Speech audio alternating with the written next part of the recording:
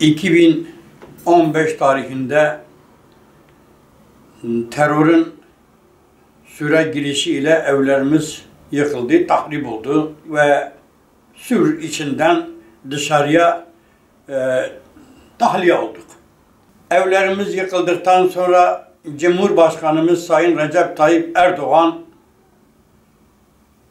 bize açıklamada bulundu.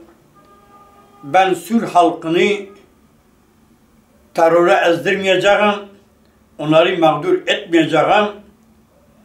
Tapu sahipleri olanlar Diyarbakır evleri, havlulu evler yapılacak, onlara teslim edilecek, kira öder gibi ödenecektir.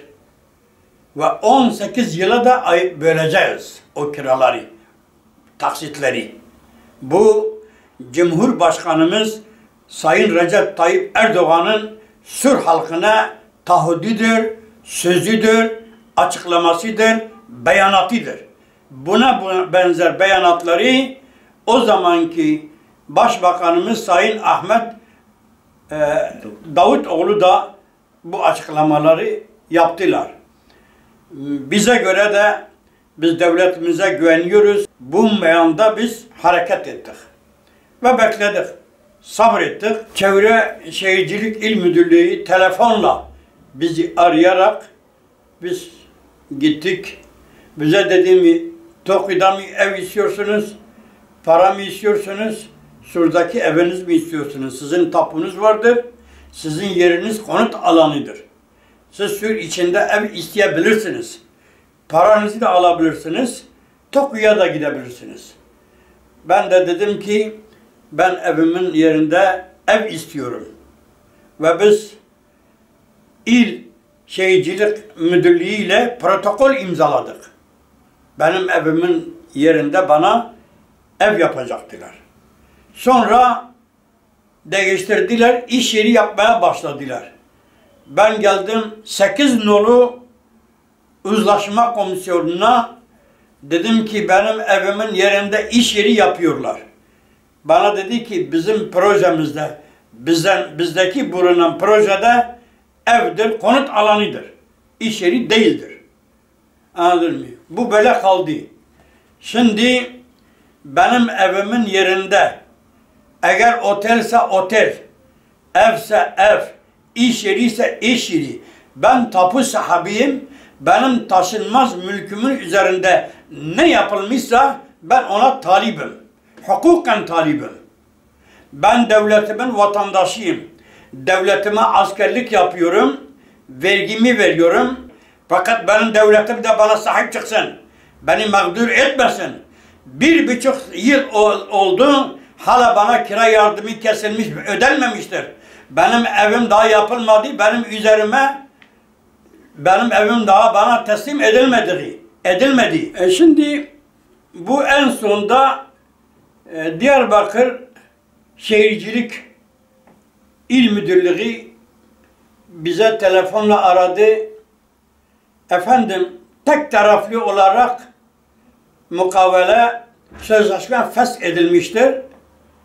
Ya paranızı alacaksınız, ya TOKİ isteyeceksiniz, veyahut da Lale Bey'den satılmayan birkaç tane ev vardır İskarta.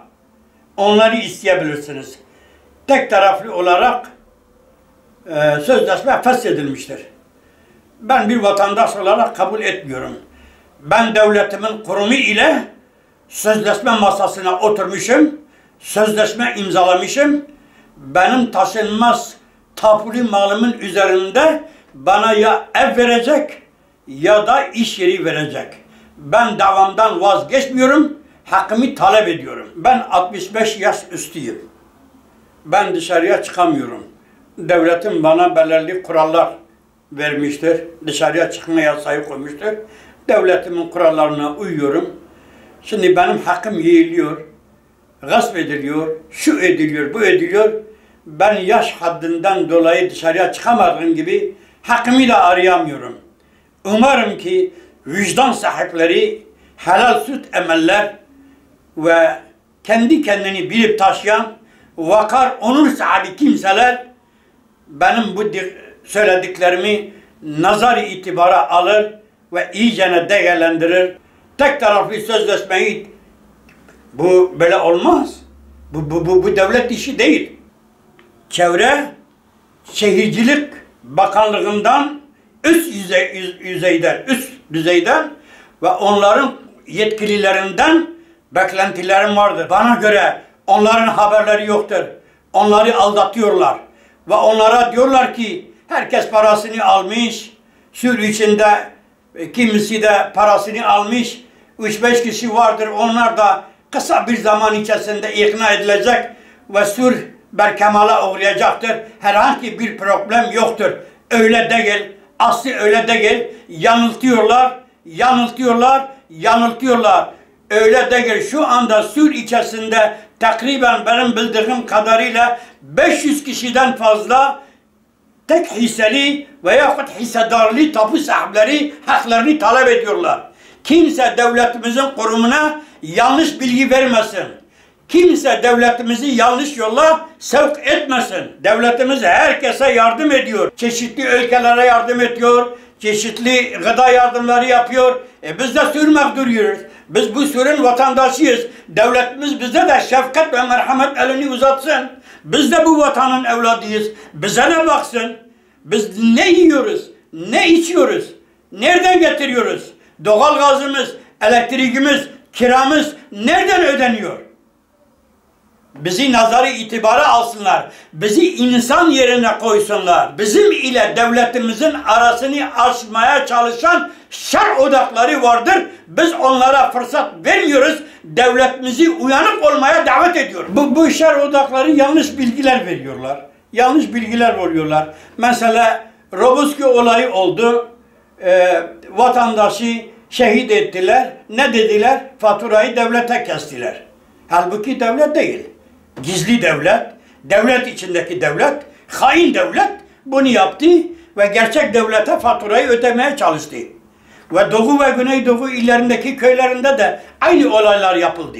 Şimdi aynı olaylar ve onların benzerleri ve değişik sıfat isimler adı altında Sür'de de aynı olaylar oynanıyor.